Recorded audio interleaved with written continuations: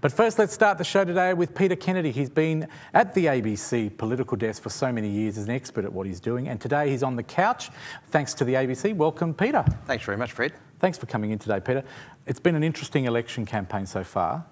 I'd like to take your view on it. Well, in the campaign so far, I think the Liberals started off very well. I think Labor was hampered by some disunity, some leaks that Julia Gillard had to deal with, and I think they tended to put her off balance, such that after a week or two she had to say, "We're going to see the real Julia." Yeah, that was a bit of not the Julia you've seen so far. I won't be so cautious. I won't be so sort of prepared and staid, but I'll chance my arm a bit more. So look, I think that was quite significant. Do you think that's worked for her, the new Julia? Well, there are signs that it has helped her, I mean, it was an enormous gamble because people have said, well, you know, who have we seen so far? Exactly. So I thought, look, I think the signs are that she's picked up a game. I think there's a bit of a rapprochement with Kevin Rudd. Very difficult for the Labor Party to do that, given some of the things that were emerging about Kevin Rudd's leadership and how Julia Gillard actually said she thought Labor had or the government had lost its way a bit under Mr Rudd. So look, I think they had a difficult first couple of weeks. That was very good for the Liberal Party. They were able to make up quite a bit of ground, and Tony Abbott seemed to campaign very effectively. He's done very well, because I mean, at the start of the election, he wasn't as confident as he is today. And bear in mind, we've still got a week to go, but he's come out to be very confident. A couple of times he slipped up and said, "my government," where he meant the opposition or the alternative government.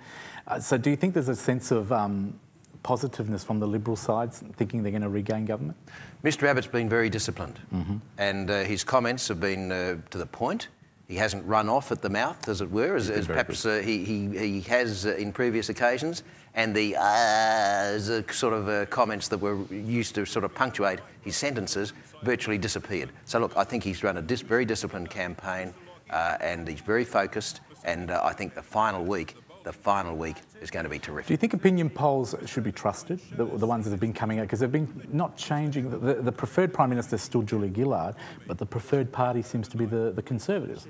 I think the interesting thing about opinion polls, Fred, is the trend. Yep. It's not the poll from week to week. What are we reading in the trend? Well, I think we're seeing it closing up. Okay. It's tightening up. And where at the last one I saw, I think was 52-48, just in Western Australia. 52-48, which indicate in favour of the Liberal Party, which indicated that it's closed up a bit in Western Australia, and I think it's closed up a bit around the country. What do you think, Peter, are the issues that the Australians that are going to vote on the 21st? What are the main issues that they're wanting resolved from the two parties?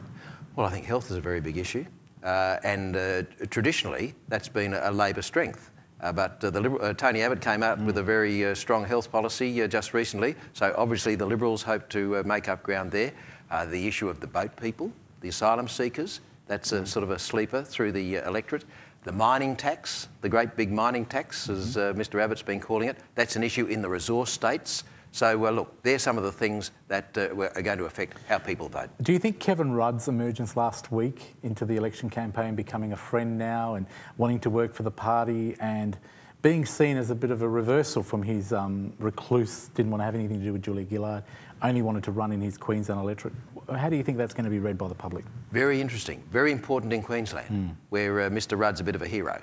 And if he can sort of mend the fences, and Labor has been trailing, Labor's been doing poorly in Queensland, a lot of marginal seats, if Mr Rudd's re-emergence sort of not only halts the decline from Labor, but builds up the Labor vote again, then perhaps some of those marginal seats might swing back to Labor. But I think very important, because I think a lot of Queensland people were offended at the way they believed that Mr Rudd had been treated. Do you think the leaks are going to stop 1 week into, before the election, or do you reckon something's going to happen? Fred, you can never control the leaks. You can never control the leaks. Do you have any good sources, Peter? Oh yes, I treasure them. I treasure them. You can never control the leaks. From a journalist point of view, you hope they keep coming. From a political party point of view, you hate them. But it's just one of the facts of life. Can you tell us maybe from a WA perspective now, what have you been reading here in our own state? What's been happening? Very strong for the Liberal Party. Yep. Of the 15 seats, 11 are held by the Liberals, 4 by Labor. And the indications are that probably there won't be much change in that overall figure. Might be one way, one or the other. The issue of although we've got a state Liberal government, and that indicates, I think, that the Liberal vote is strong, state Liberal national government. As far as the Labor is concerned, I think the mining tax has gone down like a lead balloon. Yes. And any hopes that Labor had of making strong gains in the West, I think have been done a lot of damage by that tax. And I don't think the federal Labor Party would be getting many letters of congratulations from their state colleagues. And I think also the state government here in WA has stayed quite neutral on politics. They haven't really attacked the Labor government or supported the Liberals. Is that because he's hedging his bets in case one or the other? Well, it's the only state Liberal government. Yep. But Colin Barnett knows that with a federal Labor government, he's got to keep the lines of communication open, because there's a lot of federal grants, a lot of federal money that flows, and he doesn't want Western Australia to be disadvantaged, because if he takes a strident political stance against a federal Labor government, it could rebound. So he's been fairly cautious, and he had a good relationship with Kevin Rudd. He used to say, "My friend Kevin," which used to upset some of his Labor colleagues. But he has been quite clever keeping those lines of communication open. All right, looking at the new parties that have emerged, like the Australian Sex Party and the Greens have done amazingly in the last few weeks. What's your take on that? Greens polling very strongly. The indications are that they perhaps may record their best ever vote for a federal election around the country. That's good news for the Greens. Probably won't win them a seat in the House of Representatives, but could give them a senator in every state, which is a great result. Yes, and the balance of power, great result for them. And also their preferences will flow relatively strongly to the Labor Party. Probably, if it's passed as any guide, perhaps 70%, perhaps a little bit more of their preferences will flow to the Labor. In marginal seats, that'll be very important. Because I noticed that Bob Brown, the leader of the Greens, came out and said, give your preferences to whoever you want, because he wasn't a fan of the help supporting Labor by giving them preference. How do you read that? Do you think he's not in favour of this preferencing Labor? Senator Brown's pretty shrewd.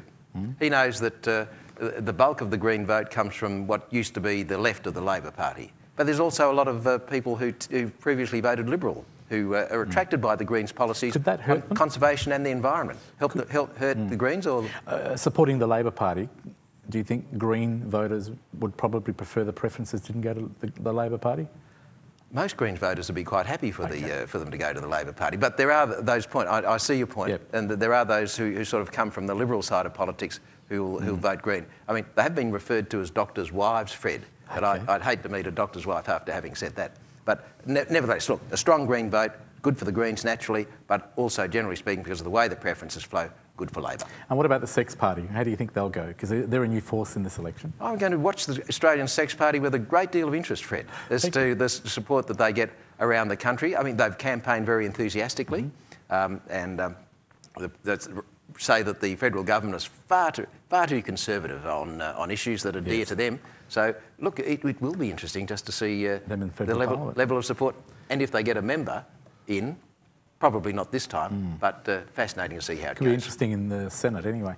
Tell me, finally, let's put your work at the best here and ask you for your tip on who do you think will go across the line? What's Peter Kennedy thinking? Well, Bob Hawke always said, Fred, that you didn't bet on a horse until you'd seen a parade past the members' enclosure. Yep. So I think it's a bit early to do that. But look, if the trend continues with Labor doing that little bit better as a result of perhaps the sort of Julia Gillard campaigning a bit better and sort of Kevin Rudd coming back into the tent, into those key marginal seats, that's good for Labor. I just think it's going to be extraordinarily close. It's going to be a state-by-state election result on the night of the 21st. There won't be a uniform swing across the country. It's going to be state by state by state. Too close to call. At this stage. Thank you very much to Peter Kennedy, and of course we can catch your reports every night on ABC TV. Certainly, Fred. Thank you very much for being here today. Thanks for the invitation to be here.